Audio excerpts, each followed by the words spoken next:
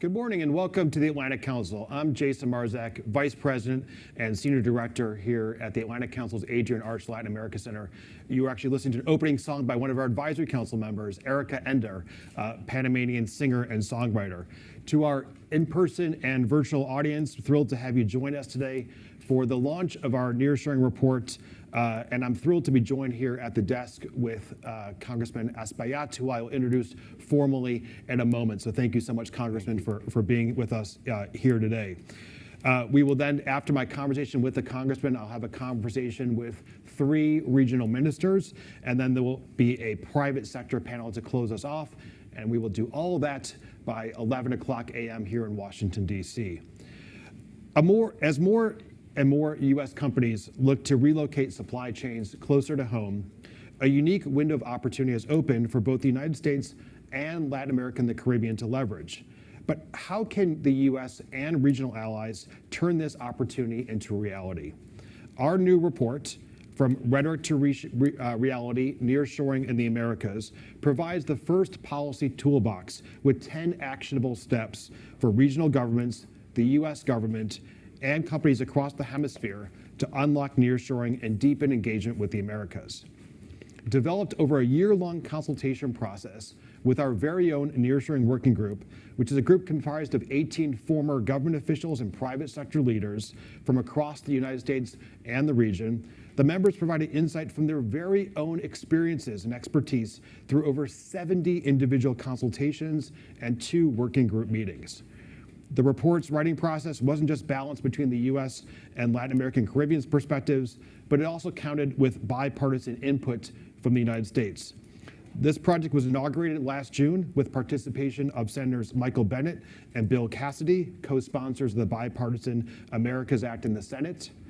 And the report launched today opens with a foreword by Congressman Adriano Espaillat and his colleague Maria Elvira Salazar, co-sponsors of the Bipartisan Americas Act in the House, as also includes quotes in this report written exclusively for the report from Senators Bennet and Cassidy. So less than 2 months before the election here, it shows that nearshoring is an area of bipartisan agreement as we look to the remaining time of this Congress and into the next Congress. While the report itself is the culmination of a year's worth of efforts, the next phase of our work is just beginning. With 48 days until the U.S. election, we will continue our work into that next Congress and into the next administration with our many partners across the region on how to unlock more investment in the Americas. This work would not have been possible without incredible partners, and I thank Nearshoring Working Group founding members Karim Lacina from Millicom and Samuel Conde from ACX. You'll hear from them in a moment. A special recognition also goes to Edgar Villanueva from CMI, who will also speak, and Mario Di Giovanni from FedEx for their participation as Nearshoring corporate partners. To all those Nearshoring Working Group members in attendance, whether here in person or virtually, thanks for all your work and dedication. So now let me dive into my conversation with the Congressman. Congressman Adriano Espaillat, who since 2017 has represented the 13th District of New York, which includes Upper Manhattan and parts of the West Bronx. We are speaking some of my favorite restaurants as a former New Yorker are in the Congressman's district. Congressman, we're thrilled to have you today to the Atlantic Council and also to feature a bipartisan forward by you and Congresswoman Salazar, who couldn't make it today in this report. Congressman, since assuming office, you've been a really strong advocate of deepening economic relations with Latin America and the Caribbean. As the first Dominican American to serve in the House, your biography is a testament to the deep cultural and social ties that exist within the hemisphere, but frankly, beyond the cultural ties. Our regions are tied economically through geographic proximity, numerous trade agreements, and companies that invest across our borders every day.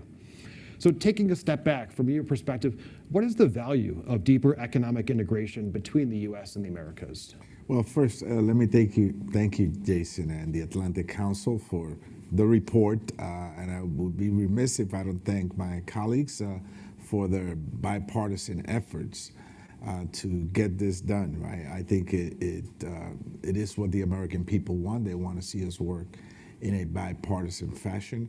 And this is an issue that I think transcends, in many ways, trade or the economic activity that will be unleashed by this initiative. I think it speaks to the region in general. I think it speaks to the realities of migration. I think it speaks to the economic strength of the hemisphere, which many feel for a long time we should be paying a little bit more attention to. So this is an important document, one that people should read. I think it provides smart, practical approaches to this, and I look forward to it. Thank you so much, Congressman. The report that you're mentioning that we're launching today considers that the U.S. government has an absolutely critical role to play in unlocking nearshoring investment to the region, whether it's through trade or economic development policies. So earlier this year, you introduced the bipartisan Americas Act with Congresswoman Salazar. And the House, of course, there's also the Senate version with Senators Cassidy and Bennett. The bill at its core also recognizes the potential for the U.S. government to accelerate investments. What does your bill seek to achieve, and why is it important that it be passed as we look to this next Congress and next administration? Well, obviously, we learned a lot about supply chain, and we learned a lot during the pandemic. And this particular bill has three important buckets. One of them is improving the domestic pull factors. How do you get those businesses back in? Do you improve port and telecommunications infrastructure? Do you provide reliable and clean energy sources for them to do business in?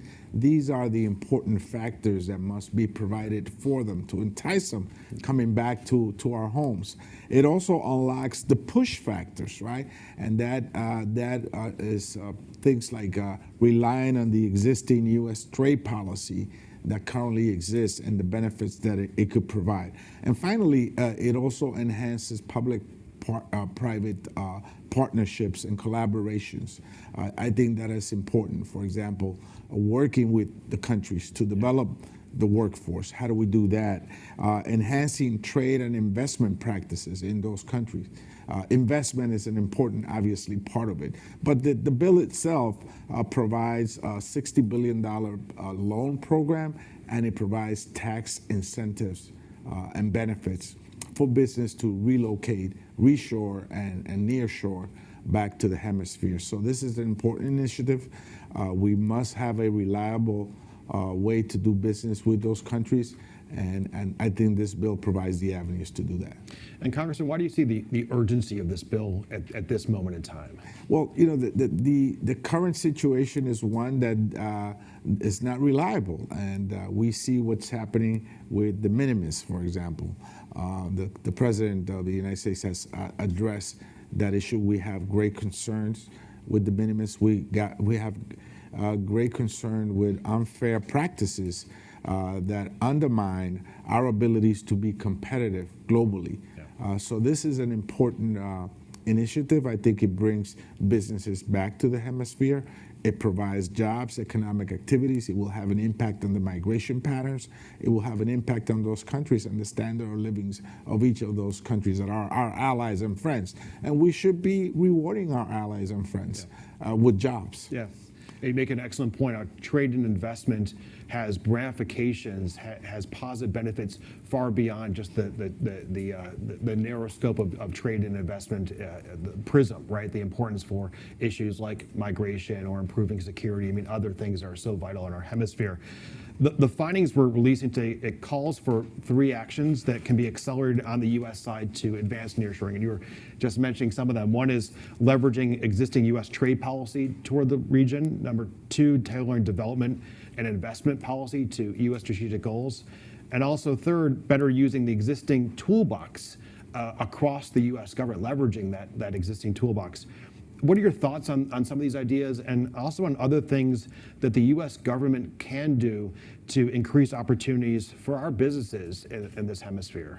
Well, we don't need to reinvent the wheel. Those trade agreements are already there. How do we leverage them? How do we make them stronger? How do we ensure that these countries are truly benefiting from them?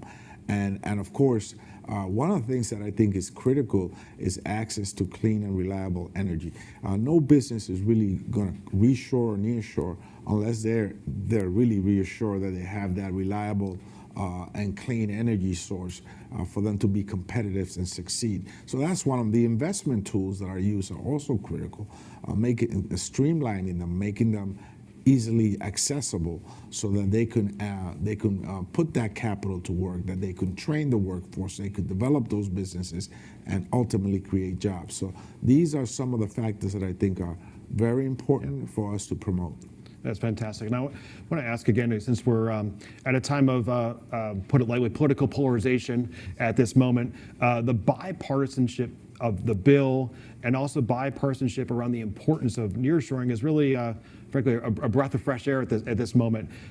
Is nearshoring, how is nearshoring a bipartisan goal? How do you maintain nearshoring to be one of bipartisan consensus as we move into the next Congress administration? I think there's a bipartisan concern of the presence of China in the hemisphere and what it promotes are not necessarily the values, the business models that we want to promote.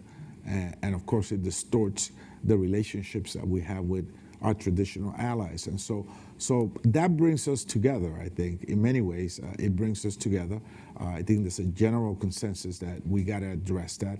But also we have to address the conditions of these nations that are long-term friends, that for many, many years feel that perhaps we have not paid close attention to their conditions.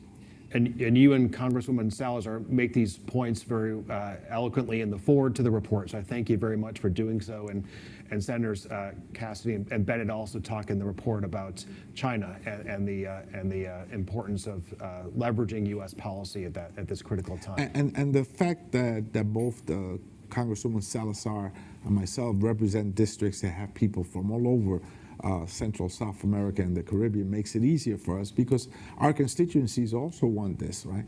They want to see this type of initiatives put forward and a bipartisan effort towards that. Yeah.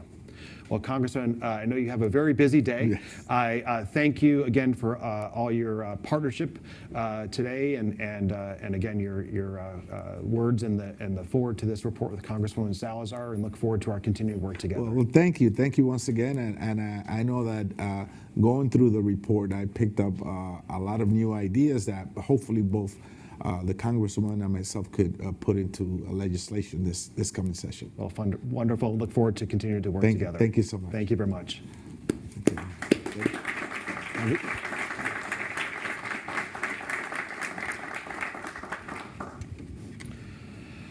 I'm going to now transition to a second conversation where I will be traveling to Guatemala, the Dominican Republic, and Costa Rica, but all doing so from this desk here. And I will be doing so in Spanish. Entonces, so if you're in the room here and you'd like translation, there should be translation available. If you're watching online, we will be moving into Spanish as well. Estamos cambiando el idioma. So we're switching to Spanish. I wanted to say that we have 3 ministers from the region with us today. They have all been key in our discussion. I will begin by introducing them, beginning with Minister Ito Bisonno, the Minister of Industry, Commerce, and MSMEs of the Dominican Republic, who has been in office for 4 years after a long, approximately 20-year term in the Chamber of Deputies in the Dominican Republic. Then we have Minister Gabriela Garcia Quinn from the Ministry of Economy in Guatemala. And she has worked over her career to attract trade, investment for economic growth. And lastly, we have Minister Manuel Tovar, the Minister of Foreign Trade of Costa Rica, who has held his office for about 2.5 years. He has been a representative of Costa Rica before the OECD.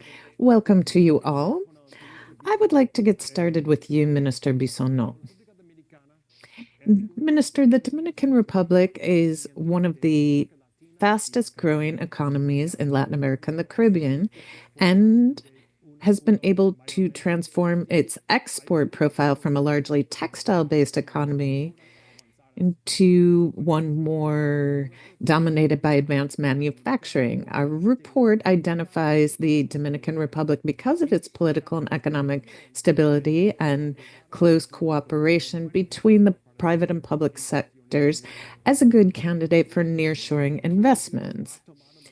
Minister, what steps has the Dominican Republic taken to attract nearshoring investment? Good morning, Jason.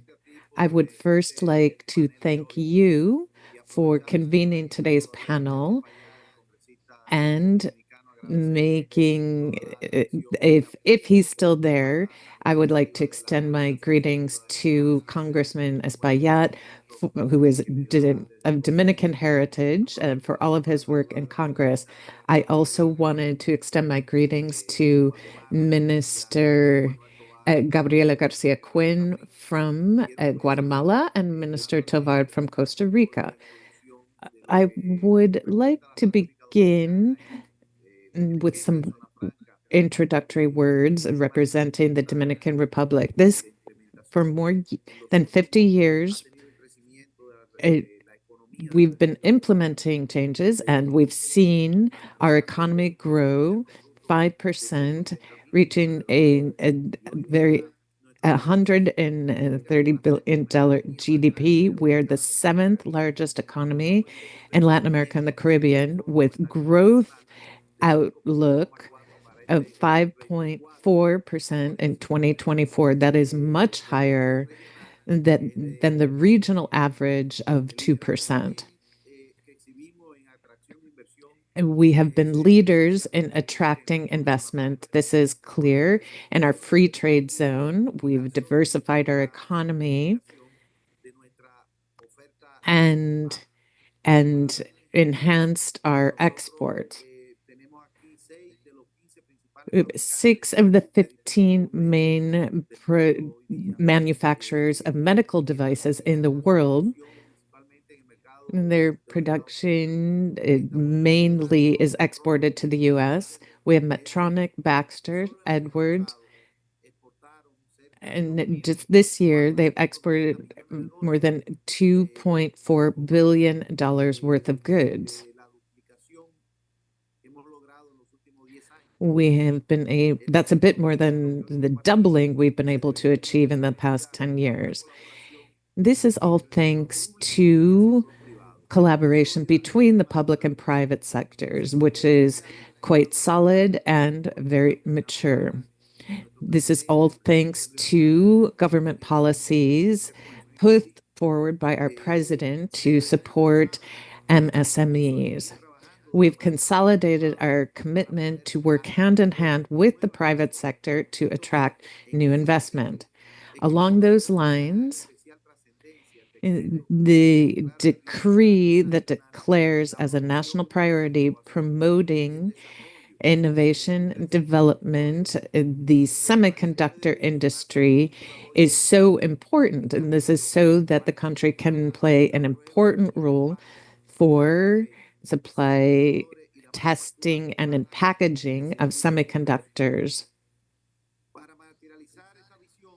In order to achieve this vision, we've been working very hard in the DR to work to support and promote semiconductors. We call this effort EMPHIS. This is highly valued in the current context where the DR wants to become a strategic partner to the United States.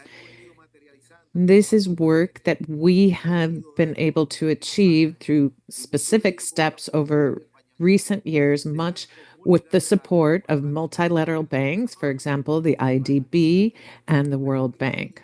The Dominican Republic has also been spearheading the Alliance for Democratic Development with Costa Rica, Ecuador, and Panama.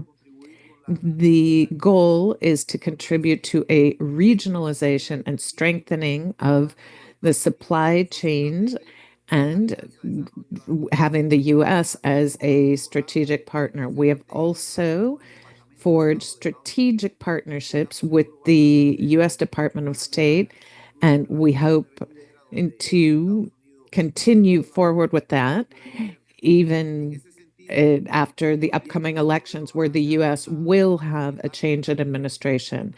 And as part of the ADD, we have seen our vision come to fruition, also in the context of APEP. This is a platform through which we will continue to promote economic development, security, and governance. And the coming Summit of the Americas, I wanted to extend you an invitation to this next year. This matter of the private sector, semiconductors, the free trade zone are all part of the agenda that you discussed when you were here with the President of the Dominican Republic, Minister Garcia Quinn. And Guatemala, in our report, it shows a country with great opportunities for attracting nearshoring. In terms of GDP, Guatemala is the largest economy in Central America and has access to both the Atlantic and Pacific Oceans. It has experienced very stable economic growth. In your opinion, where are the greatest opportunities for Guatemala in attracting nearshoring investment and taking advantage of the fact that we have other regional ministers here? What role does it play in the region for broadening those opportunities?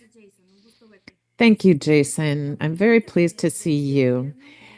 This administration's policy, as you all know, is very intentional as far as zero tolerance for corruption is concerned. This is one of the pillars underlying legal certainty, which is important for attracting both foreign and domestic investment. This is part of the process of positioning Guatemala as an attractive destination for investments. We have this report. It's on attracting investment. We have versions in both English and Spanish. We've created a public agency for attracting investment, prioritizing different industries where we are placing our efforts for attracting investment. In many cases, these are industries where we stand out in a very specific short-term sales, like alcoholic beverages, textiles, pharmaceuticals, business services. But in the medium and long term, we are looking towards having more sophisticated goods and services. For example, auto parts, electronics. You all know that the Yasaki investment is tied to this. The idea is to increase potential. There's an Irish company that hopefully will be providing us with an answer soon as to whether they'll invest in the electronic sectors and then different healthcare services, technology, medical devices, among many others. We need to have sound, productive infrastructure to make this happen. This administration is working very actively in that direction. As Jason, apart from Central American integration, as Jason noted, we have 5 special economic development areas approved. These are like industrial parks. It's kind of along the lines of a free trade zone. All of this is along the Pacific and the East Coast because we have the 2 oceans and also moving towards southern Mexico. Guatemala is making very significant efforts these days to improve our ports, airports, roads. That's important for making us competitive in terms of our exports to Mexico and the United States, but also for customs integration. That's something we're working very hard on with our neighbors in Central America. We have made significant progress Our customs unification with El Salvador is practically completed in Aduanu. This has allowed for a standardization of processes for the flow of both goods and individuals. We want to do this in a second site with El Salvador and also with Honduras.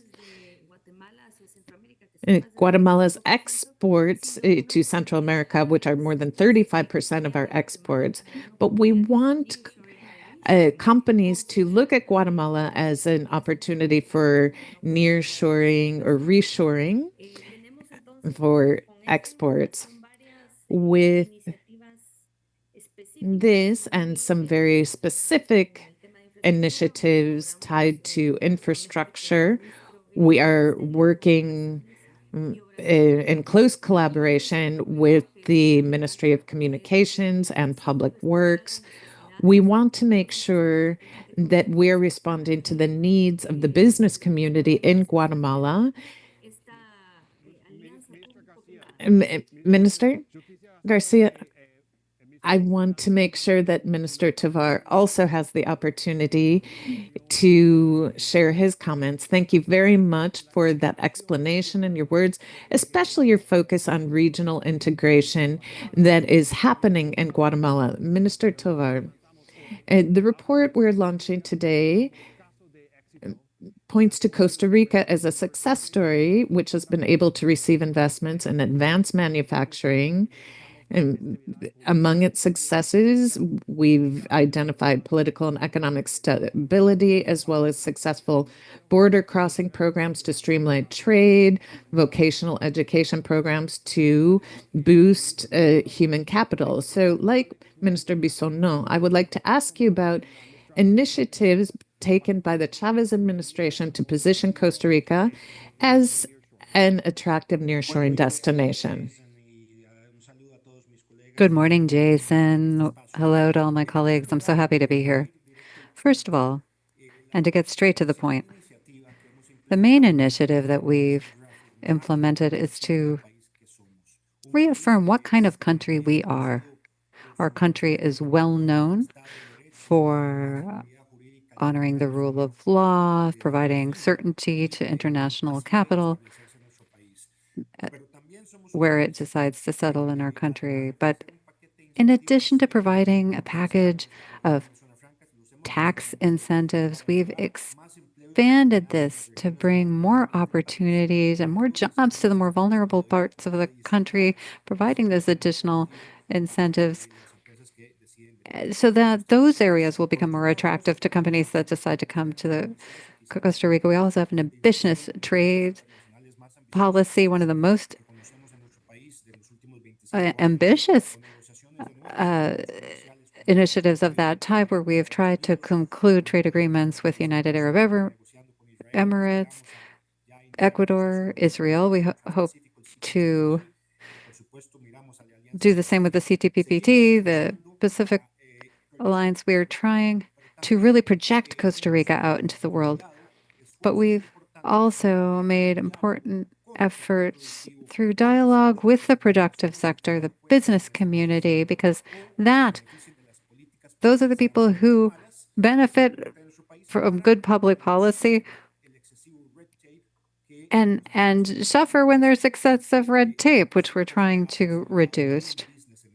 We're really trying to make it easier to do business in our country. But there's some additional points. Investing in human talent, that is a vital key in semiconductor and other industries. We've attracted Intel and other major companies, also medical devices. At least 20% of our exports are in medical devices,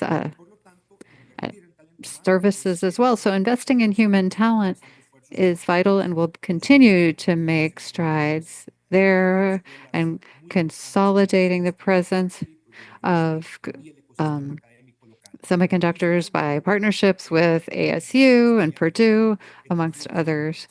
And then investing in clean energy, because increasingly we have a sense of accountability. Companies want to be responsible citizens of the world.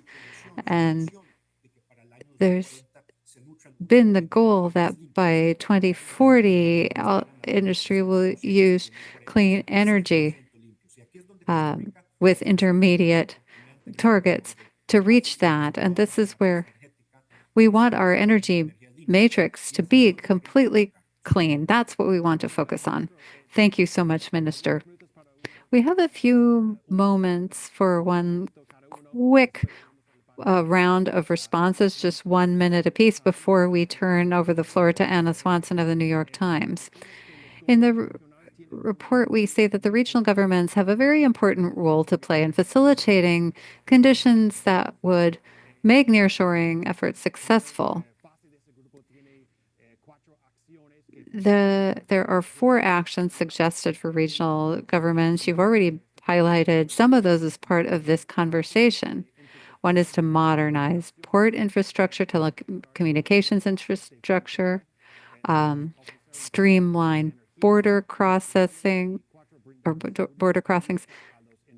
providing legal certainty to investors. So just 1 minute apiece, please. I'd like a quick reflection from each of you on one of those concepts, starting with Minister Bisonó.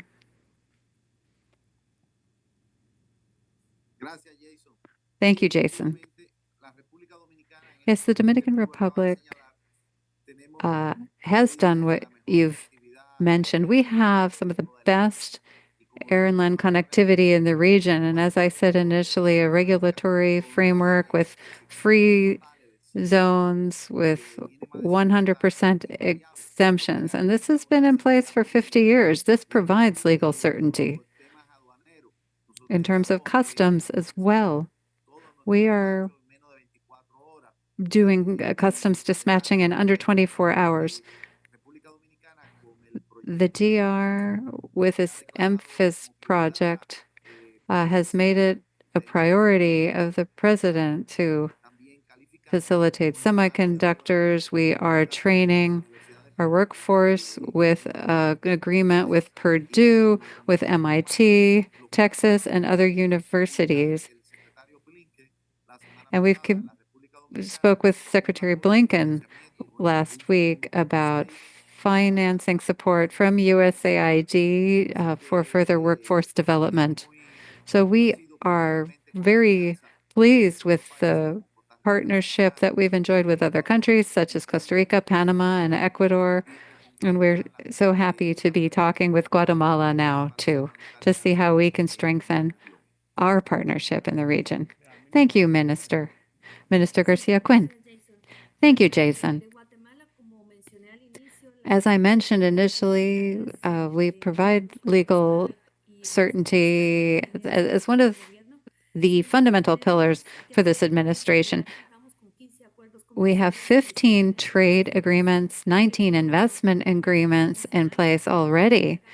So in addition to DR-CAFTA, these have enabled us to position as a country who's ready to continue strengthening private sector partnerships internationally. And a key effort is the customs integration of Central America. I would say that that's a topic that had been shunted aside a bit, but this administration has moved forward on that. It's making it a priority to standardize these rules so that we can more easily move goods. We're working with Mexico as well because southern Mexico is a vital market for our country. And so we are proactively endeavoring to finalize negotiations on this. All of this is general trade and investment facilitation efforts. Thank you. And Minister Tovar?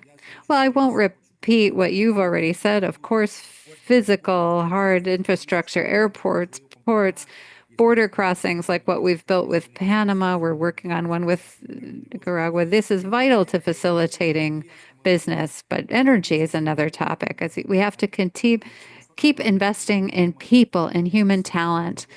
We have to have that in place so that we can meet the demand from companies that we want to attract, because we're at a sweet spot right now. We've got tailwinds right now, and this is something we need to take advantage of. And it's also important to mention trade integration. There are very interesting initiatives like ADD, APEP. We've got the Leaders Summit that we're going to host in Costa Rica. Integration is vital. We want to project the region as a bloc. The ASEAN countries did this very successfully. So that's still a pending task for us. So APEP, the Americas Act, ADD, these are initiatives that are taking us down the proper track. I thank you for your time, all three of you. It was a pleasure to work with you. And will be a pleasure to work with you in implementing these recommendations. I hope to see you soon in the DR, Guatemala, or Costa Rica. Introduce our third and final conversation of the day. Moderating will be Anna Swanson, Trade and International Economics Correspondent for the New York Times, and she'll be joined by Edgar Villanueva, Karim Lacina, and Samuel Conde. So please, Anna.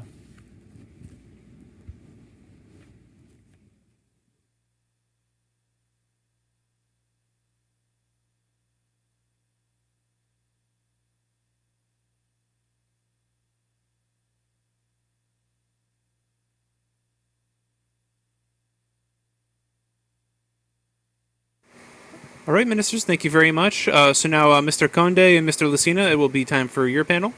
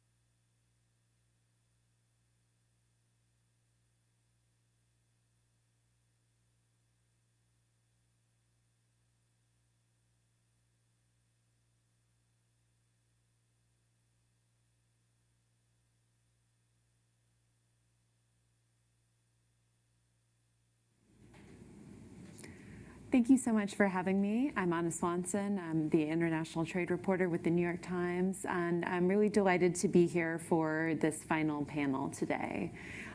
So we've heard a lot of very useful and interesting suggestions from government officials about what they can do to increase the opportunities for nearshoring.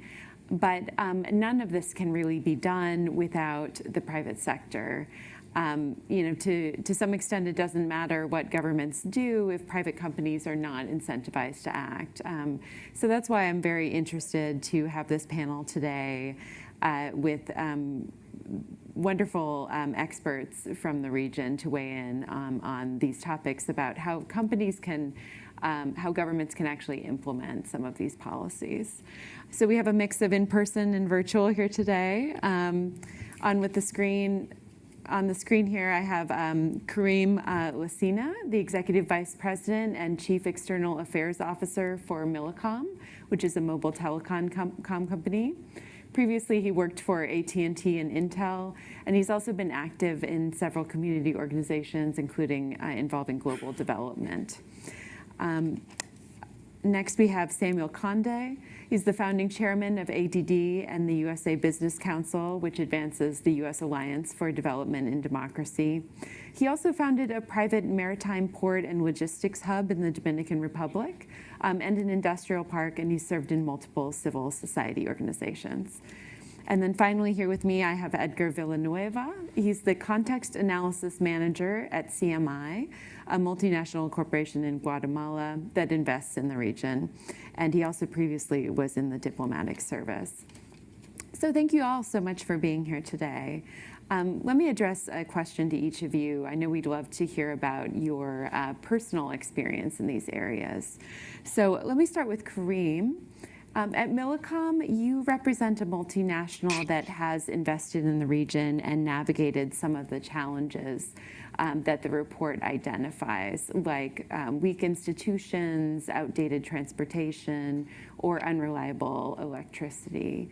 So from a private sector perspective, what conditions do you think need to be met for a company like yours to invest? And do you see any progress overcoming these hurdles from the countries that are discussed in the report? Thanks. Thanks a lot, Anna. And thanks a lot to the council. I think the work that they have done in the past year is impressive. And I want really to thank Jason and all the team, because the report that you will all read, I think, have a lot of very good content into it. And look, as you've said, we have been investing for a long time in the region. And we have been focusing a lot on the main aspect of promoting investments, because obviously we have been there investing for 30 years, and we will continue. And what we want is to see is how to help those countries to become every time more attractive. And I want to commend the words of our trade minister before. Manuel from Costa Rica was clearly insisting on some of the key challenges, but also the huge opportunities, especially when you look at what Costa Rica has been able to do to attract investment in the technology world. And if I really look at it, when we talk to future companies, I think one of the main focus is institutionality. Okay, this is something very important. Is the rule of law, is long-term security, and we see a positive evolution in that in a lot of the countries in the region. But I think in the report, this is really highlighted a lot. The second one, obviously, that is there in the report is modern infrastructure. And, modern infrastructure can be obviously telecommunication, digital, but it's also about port, it's also about roads. And I think when we talk about infrastructure, I think we really need to look at building what we say in our company is the digital highways, but it's the digital and the non-digital highway to be sure everything is interconnected. And we're giving opportunities for people, for companies coming to look at this integrated infrastructure. If I may just put one little point that I really love in the report, there is one issue that is very, very related to telecommunication or digital that is highlighted in one of the recommendations. And I would like to emphasize that because it's about connectivity and connecting the world region. And one of the main factors that has been highlighted there is really what we call the cost of spectrum. So the cost of the essence of what the telecommunication operator used to connect his customers. And it's really highlighted how expensive spectrum is in our region, more than the double of Europe, for example. And I think that's something that we need to really address if we want to really move forward. But I'm a positive person, and I think we need to see at the opportunities. And when I listen to Gabriela, Victor, and Manuel, you clearly see that there is a huge opportunity. And what we need to do is, as public and private, is to work together in order to address these challenges and to try to really show why the region is so ready to get those investments and to continue. And we want to have many more Millicoms coming in the region, investing more and let's not forget one point. 2/3 of the world lithium reserves are in the region. Around 40% of global agri-food trade comes from the region. We have a huge, diverse geography for renewable energy, and most importantly, in these difficult times, there are no war between countries. The region is very peaceful. There is more and more investment in innovation, more and more investment in education, and I think to support Manuel on this, we need to do more on that. We need to be able to create more engineers in order to be able to attract really those nearshoring investments. Much more to say, but I want to hear from Samuel and you, Anna, and being sure that we continue the discussion. Great, thank you so much. Samuel, I'll go to you next. So you are a business owner in the Dominican Republic as well as a founding member of the ADD USA Business Council. As Jason was discussing, the Dominican Republic is an interesting example of how the domestic private sector has worked with foreign investors to develop not just lower value exports like textiles, but also to move up into higher value industries like medical device manufacturing. So tell us a bit about how the Dominican Republic private sector worked with American businesses and others to bring about those investments. Very well. Well, thank you so much. And like Corinne did, I want to congratulate the council for this effort, the study, the launching of it, and the providing a toolbox for the first time for policymakers. And I also want to congratulate the ministers that preceded us in their very insightful presentations, each one of them. I would like to begin with highlighting some of the key characteristics of the Dominican Republic that have contributed to its success in attracting foreign investment over the last 3 or 4 decades. First of all, and most importantly, we have enjoyed 65 years of uninterrupted democracy, developing a very multiple political party system. Our free trade zone program, which dates back to the 70s, operates under a competitive, agile, and stable legal framework with attractive fiscal incentives, as the Minister Bisano has explained before. Now, this stable business-friendly environment has resulted in 50 years of sustained annual GDP growth, averaging 5% per annum, one of the highest in the world. Furthermore, we have a very open government-private sector dialogue and development agenda with a proven capacity for consensus building in matters of national interest. Now, a key element in fostering ever closer relations in conjunction with American business in our free trade zone program has been the development and establishment very successfully of a complementary or twin plant scheme, where part of the manufacturing takes place in the DR, while the finishing process takes place in the US. These schemes have modest beginnings with simple, low added value, labor-intensive operations, which over time have evolved to include more complex technological, high value added processes in the electronics and medical devices fields, principally. Today, this program exports close to $10 billion per year and impacts close to 1 million workers engaged in direct and indirect jobs locally, while at the same time contributing to the preservation of large numbers of US jobs, given the significant cost savings that these activities can bring to the US-based twin manufacturing operation. An example of this was the case, just the main one, of Rockwell Automation, who many years ago established one of these twin plant schemes for their plant in Puerto Rico. Faced with the predicament of having an Asian competitor who could sell its finished product in the US for less than what Rockwell's components cost before assembly, they decided to move part of their assembly process to the Dominican Republic. The savings that this move brought to the equation were such that they not only were able to preserve that component in-house as part of their product line, but also that twin plant operation continues to this day, no longer in Puerto Rico, but in mainland US, almost 30 years later. Like these, there are many success stories in nearshoring from a time it was not yet labeled as such.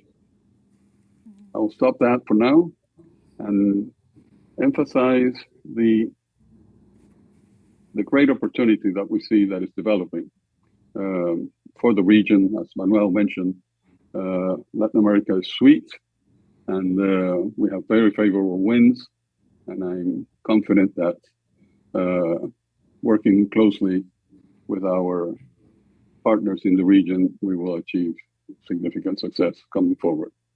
Thank you. Great, thanks. And let me go to Edgar here with me today. Your company, CMI, is present in Guatemala, as well as the Dominican Republic and other countries in Central America.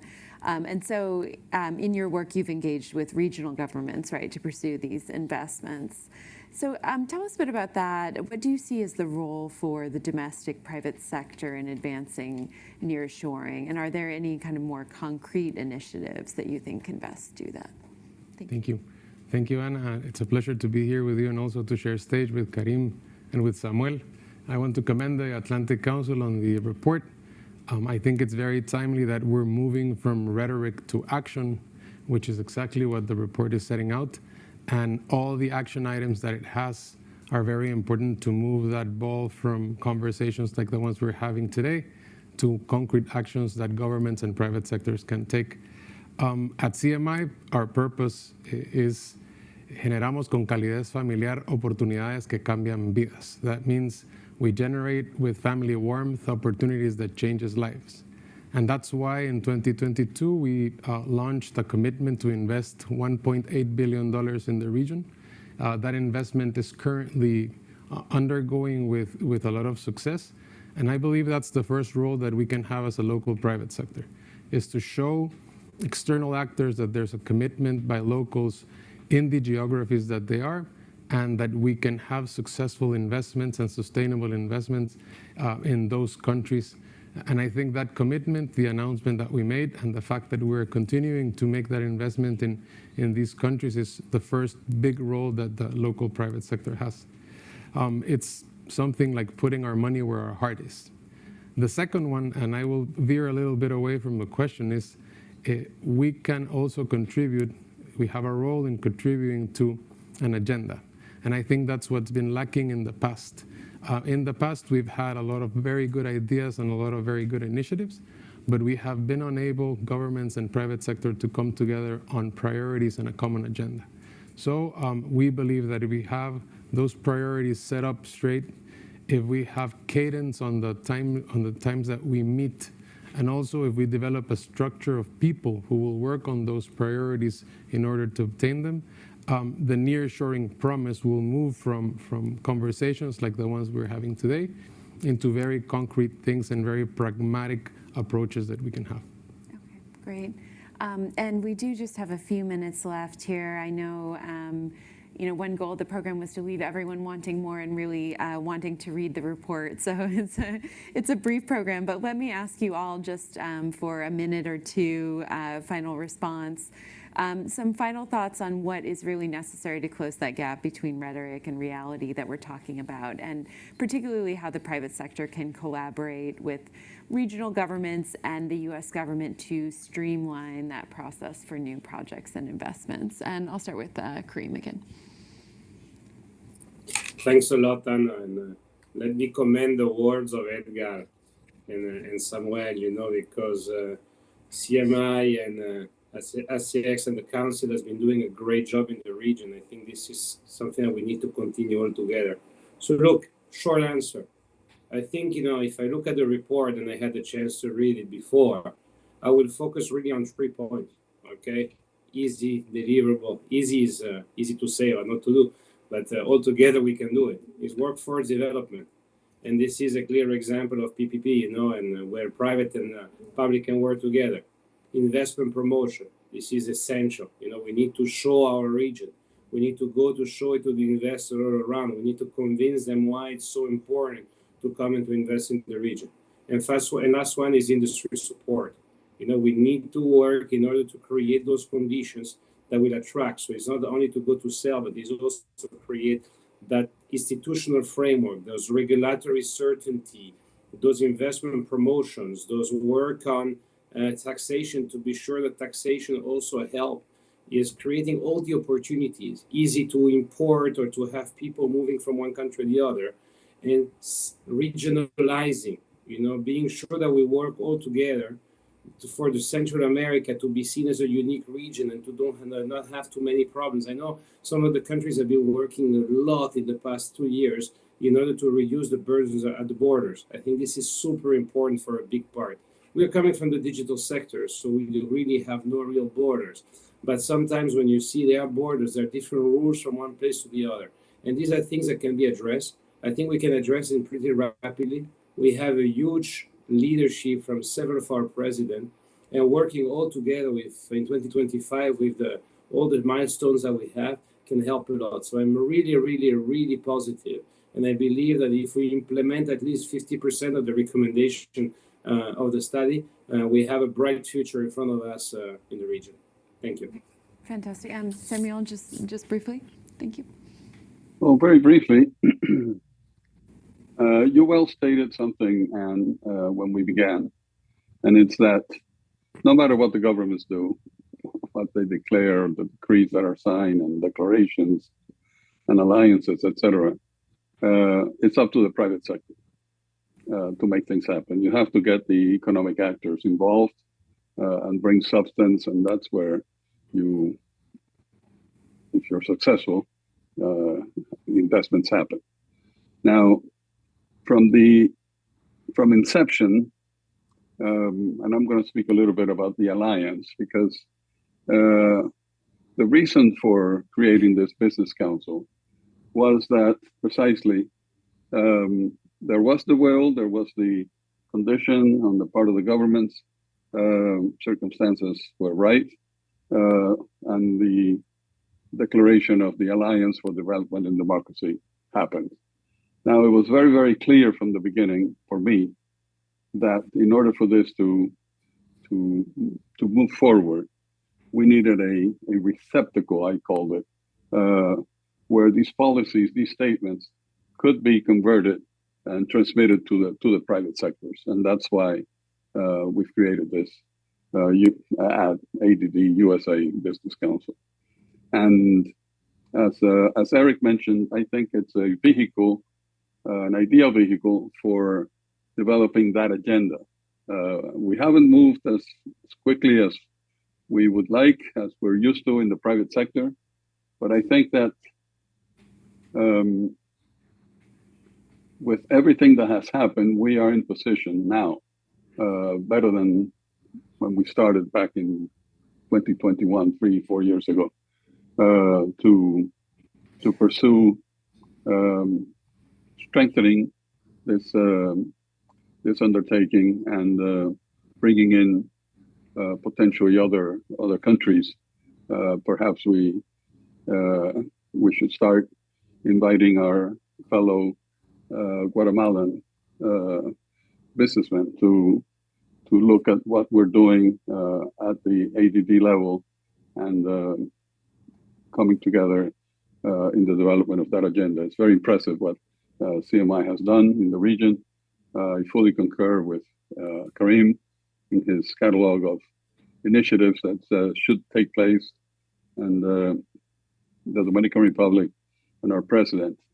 We're very fortunate to have an administration led by very serious-minded, forward-looking visionaries like ourselves. So I thank you, and hopefully we can continue this conversation, Anna, perhaps in the future, more personally or in more detail. Thank you so much. Great, thank you. Yeah, any final thoughts, Ankur? I'll be extremely brief because we promised Jason we would end at 11 and we're already 1 minute and 36 seconds over. So really concrete, I think there's 3 elements that we should focus on and that I rescue from the report: infrastructure, infrastructure, and infrastructure. I think that's one key point where we can all agree, a threading needle to take us sort of through the curves of all these challenges that we have in the region. And I believe we should be extremely pragmatic about how we go about addressing these issues. Ask 10 CEOs that are in China right now, what would it take for them to bring their companies to Central America and the Dominican Republic? Jot down their answers and let's do point 1, 2, 3, 4, 5 as soon as we can. Mm-hmm. Great. All right. Well, thank you so much. That's all for our program today. But thank you so much to our panelists and to the audience, both online and here in Washington. Have a great day.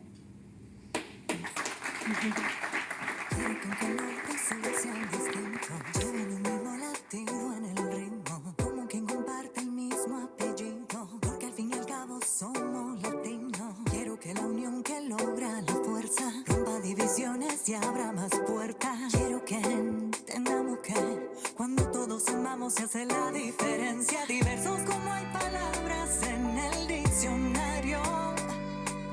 Todos los significados usan el mismo abecedario. Yo soy como tú.